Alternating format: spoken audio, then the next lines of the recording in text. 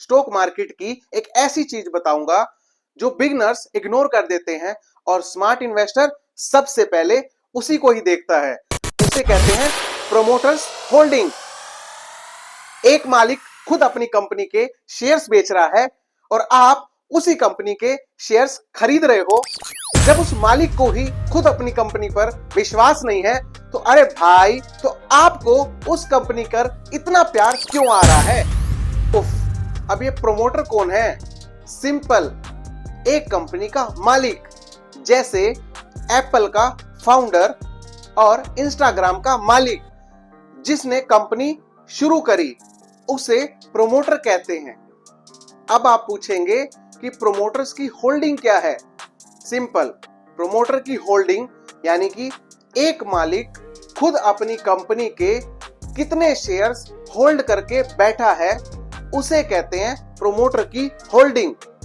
जैसे कि अगर कोई प्रोमोटर अपनी कंपनी के 70% शेयर होल्ड करके बैठा है तो इसका मतलब उसे अभी भी अपनी कंपनी पर एक स्ट्रॉन्ग भरोसा है कि वो कंपनी बहुत अच्छा काम कर रही है, यानी कि उसकी कंपनी ग्रो करने वाली है फ्यूचर में।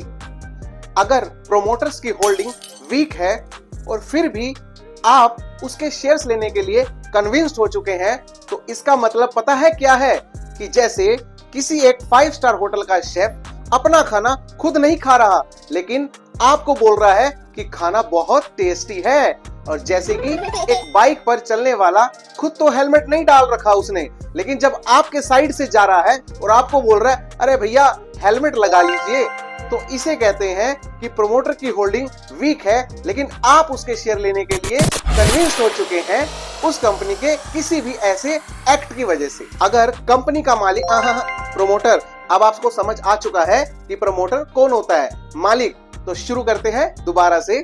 अगर प्रोमोटर अपनी होल्डिंग कंपनी में अपना स्टेक यानी कि अपने शेयर धीरे धीरे बेचने लगे तो इसका मतलब कंपनी के अंदर कुछ गड़बड़ चल रही है, क्योंकि एक कंपनी के बारे में अंदर की खबर का किसे पता होता है? उसके मालिक को। तो इसीलिए प्रोमोटर्स की होल्डिंग को चेक करना आना चाहिए। इंटरनेट यूज करते हो तभी तो सामने बैठे हो। मेरा मतलब समझाने का ये है कि सोशल मीडिया पे आपने देखा होगा कुछ इन्फ्लुएंसर आपको बोलते हैं कि ये वाला मोबाइल ले लीजिए, अच्छा है, लेकिन वो खुद वो मोबाइल यूज नहीं करते। इसी तरह से वही प्रोमोटर जो खुद तो निकल चुके हैं लेकिन दूसरों को इतना इन्फ्लुएंस कर चुके हैं कि आप टोटली कन्विंस्ड हो गए हो उस कंपनी के शेयर्स लेने के लिए। तो अब राज की बात सुन लो, आप सिर्फ प्रोमोटर की होल्डिंग को देखकर डिसीजन मत ले लेना, क्योंकि लो प्रोमोटर्स की होल्डिंग हमेशा बैड नहीं होती है और हाई प्रोमोटर्स की होल्डिंग हमेशा गुड नहीं होती है। स्टॉक मार्केट में किसी भी शेयर को चुनना एक फंडामेंटल का बैलेंस है, तो इसलिए बाकी चीजें भी चेक करनी होती है, जैसे कि डेट, कंपनी पर कर्जा, सेल्स ग्रोथ, उसकी सेल बढ़ रही है, प्रॉफिट ग्रोथ, क्या प्रॉफिट बढ़ रहा है, ईपीएस यानी कि पी रेशो, ऐसे ही और भी बहुत कुछ फंडामेंटल्स जो आपको चेक करने जरूरी है। स्टॉक मार्केट में स्मार्ट इन्वेस्टर वही है जो मालिक की सिर्फ बातें नहीं सुनता न्यूज चैनल्स पे, बल्कि मालिक के एक्शंस भी देखता है कि मालिक ने बातें तो बहुत बड़ी बड़ी बोल दी लेकिन उसके एक्शंस तो 2 साल तक आए ही नहीं। तो इसीलिए आप उस दिन शेयर्स को परचेज कर लेते हैं जिस दिन न्यूज आती है, और उसके बाद 2 साल तक आप उसको लटक के बैठे रहते हैं कि अब ब्रेकआउट आएगा, अब ब्रेकआउट आएगा, लेकिन एक्शंस और मूवमेंट तो आपने ट्रैक ही नहीं किए।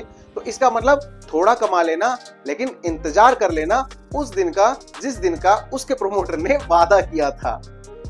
तो अगली वीडियो में मैं आपको समझाऊंगा पीई रेशो यानी प्राइस टू अर्निंग रेशो। क्यों लोग इस रेशो को सुनकर सबसे ज्यादा आज भी कंफ्यूज रहते हैं।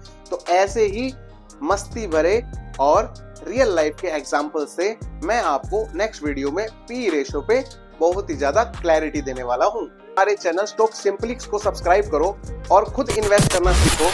और याद रखो, यहाँ हम पैसा लगाते नहीं बल्कि समझकर बढ़ाते हैं।